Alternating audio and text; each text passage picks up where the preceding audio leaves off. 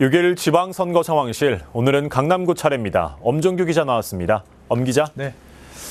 네, 전통적 보수 강세 지역인 강남구에서 첫 민주당 계열 구청장이죠. 그게 네, 바로 현 정순균 구청장이죠. 네, 그렇습니다. 네, 이런 것들이 작용했나요? 이 정 구청장의 재선 출마가 일찌감치 정해졌죠. 네, 정순균 구청장은 단수 공천 예정자로 지난 17일 당의 면접을 거쳤습니다. 그리고 더불어민주당 서울시당 공직선거 후보자 추천관리위원회는 기초단체장과 광역기초의원 1차 공천심사를 벌여 19일 정순균 구청장을 단수 후보로 최종 확정했습니다. 이에 앞서 정 구청장 스스로도 재출마를 일찌감치 공식화했는데요.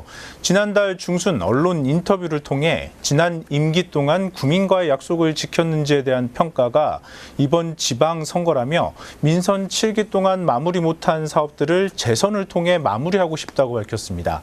어떻게 보면 더불어민주당이 강남구청장 후보 선정을 별다른 잡음이나 이슈 없이 마무리한 것처럼 보이는데요.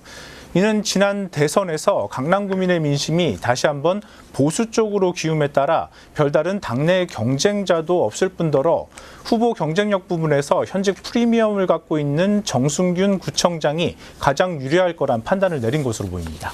네, 반면에 국민의힘은 예선전이 치열하죠. 네, 후보 신청자 수만 봐도 알 수 있는데 다른 구를 압도합니다. 무려 14명이 후보 신청을 했는데 화면을 통해 후보들의 면면을 살펴보시면 될 것 같습니다.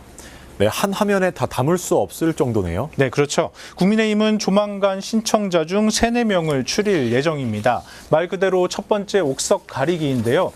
이렇게 가려진 후보들을 대상으로 이번 주 여론조사 등의 어떤 작업을 거쳐 다음 주 초 최종 후보를 발표할 예정입니다. 다만 국민의당과의 합당으로 추가 후보를 모집 중이라 경선 과정이 조금 지체될 수도 있는 상황입니다.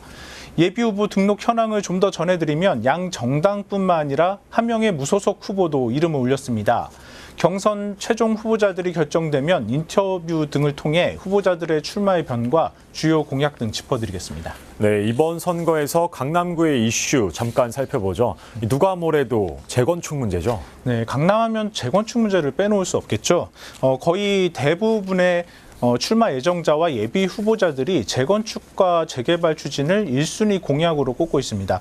진행자께 잠깐 질문 드리겠는데 네. 서울에 재건축하면 딱 떠오르는 단지가 있으신가요? 네, 저는 아무래도 이 음마 아파트와 압구정 현대 아파트가 떠오르는데 맞나요? 네, 재건축 문제와 관련해서 너무나도 유명한 단지입니다.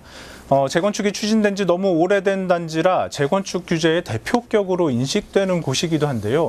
강남 부동산 과열은 곧 전체 부동산 시장의 과열로 이어진다는 부동산 시장의 공식 때문에 집값 상승을 부추기는 재건축이 억제된 곳입니다. 그렇다고 강남구 재건축 사업이 모두 정체되어 있는 건 아닌데요. 강남구에 따르면 30년이 경과한 아파트 단지 83개 중 72개 단지가 재건축 완료 또는 진행 중인 것으로 나타났습니다.